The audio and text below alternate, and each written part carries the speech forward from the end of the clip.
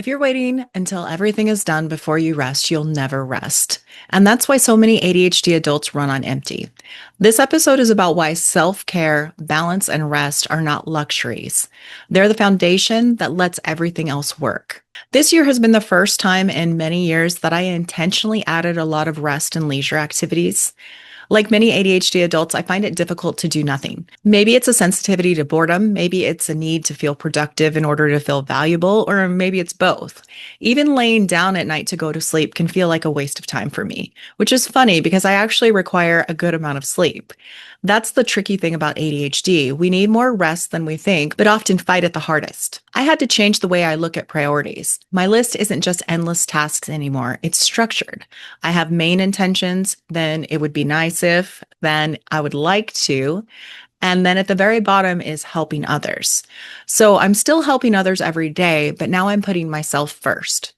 Think about that for a moment. How would your day change if me was at the top of your list? Think about that for a moment. How would your day change if you were at the top of your to-do list? One of the biggest changes I've made is stopping in the middle of my workday to go to the gym. For years, I thought leaving work was a waste of precious time, and now I see it differently. I'm putting my health above sitting at a desk. And here's what's surprising. It hasn't harmed my productivity at all. It's improved it.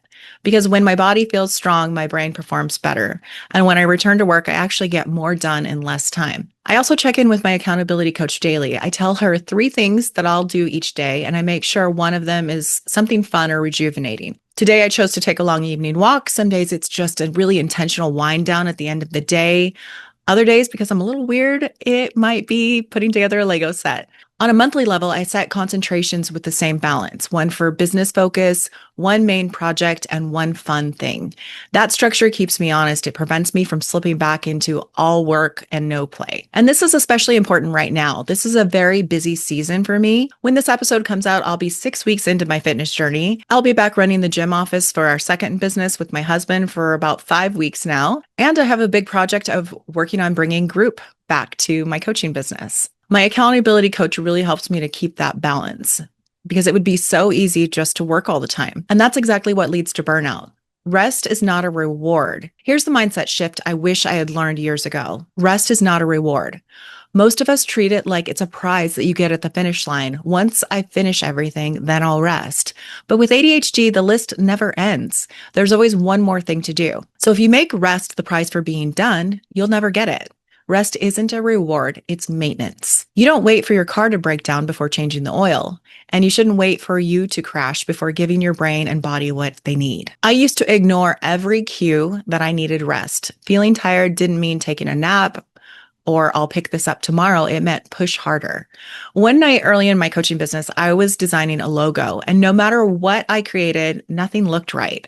I was exhausted, but I kept going. And finally, my husband said, "Why don't you just go to bed and work on it in the morning?" I actually listened, which I don't often do. And the next morning, I woke up early and I sat down and finished the logo in 15 minutes, and it was good. That was the first time it really clicked. Resting wasn't wasting time. It was what made me effective. We need to remember you can't fuel a car without parking it at the pump. And we're the same. We have to slow down or even stop if we want to get refueled. Rest is not the opposite of productivity. It's what makes productivity possible. And ADHD experts agree. First, rest looks different for everyone. Therapists like Claire Eggleston remind us that ADHD brains often struggle to shut off. So we have to let go of rigid rules about rest. Rest might mean reading, moving, listening to music, or even doing something active. If it feels restorative, it counts. Second, rest isn't something you earn. Eggleston calls it a biological necessity. Without it, we don't just feel tired, we can't think clearly, regulate emotions, or stay motivated. Third, we have to structure our breaks. Because of time blindness, ADHD brains forget to pause. Techniques like Pomodoro, 25 minutes of focus and then a 5-minute break, or even a timer on your phone helps make rest automatic. Fourth, sleep. It's its own form of medicine. Experts point out that ADHD brains often run on delayed sleep cycles. So keeping consistent bed and wake times, limiting screens before bed, and using wind-down routines make a huge difference in brain health. Fifth, movement is rejuvenation. Dr. Rady in his book Spark shows us how exercise literally resets the ADHD brain. It boosts dopamine, improves focus, and calms restlessness. Sometimes a workout is the most powerful form of rest. And sixth, you don't have to do it alone. Body doubling, having someone present even virtually, can help us pause, recharge, or switch tasks. Sometimes another person is the gentle anchor we need to remind us to rest. And beyond the ADHD world, the broader science backs this up. Scott Adams, the creator of Dilbert, worked only 4 hours deeply in the morning, and then he went to the gym and rested. That rhythm of work and rest, not endless hours of work, fueled a worldwide career. Winston Churchill turned to painting. He said it completely absorbed his mind and became a lifeline in the darkest season of his life. That's what researchers call deep play, hobbies that are restorative as they are satisfying. Sometimes rest looks like nothing at all. In one study, people with memory problems learned words. Those who did mental exercises remembered only 14%. Those who sat in a dark room doing nothing recalled almost half. Doing nothing is not wasted time, it's brain maintenance. Even short walks in nature can help. A Stanford study showed that 90-minute walks in green space lowered activity in the sadness center of the brain. Even a 40-second break looking at a photo of a green roof improved focus. And when you rest, your creativity multiplies. 19th century mathematician William Rowan Hamilton discovered his breakthrough equation while walking along a canal. He carved it into the bridge before he forgot it. Hemingway used to rest differently. He always stopped writing when he knew what came next. He trusted his subconscious to keep working while he rested. And let's talk about the rest test. The largest survey of rest with 18,000 people found that the most restful activity wasn't TV, it was reading. Reading stimulates the brain, but also soothes it. It's active rest. Even vacations aren't optional. The Framingham Heart Study showed that women who only vacationed once every 6 years were twice as likely to have a heart attack compared to those who vacationed twice a year. Skipping rest costs more than it saves.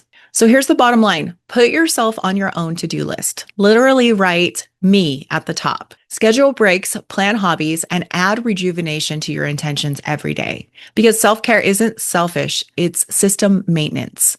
And when you rest, you show up better for everything else. So let me leave you with a reflection. Where do you need to put yourself back on your own list? And what's one small way that you can practice rest this week? Because if you don't intentionally take the time for yourself, you will fall to the wayside. I want to hear from you guys. We have a new way. You can talk to me on SpeakPipe. I can hear your lovely voice, and I would love to feature it on future episodes. It is www.speakpipe.com/learn to thrive with ADHD. I look forward to hearing your message, and I will see you next week. Thank you for your time today and especially your attention. If you're anything like me, you love to learn. Sometimes, though, we can know what to do, but struggle to put it into action without the right support. That's what private ADHD coaching is for, to give you the unique support and accountability you need to make the change you know is possible. Book a free consultation with me today at www.learntothrivewithadhd.com/services. I look forward to meeting you.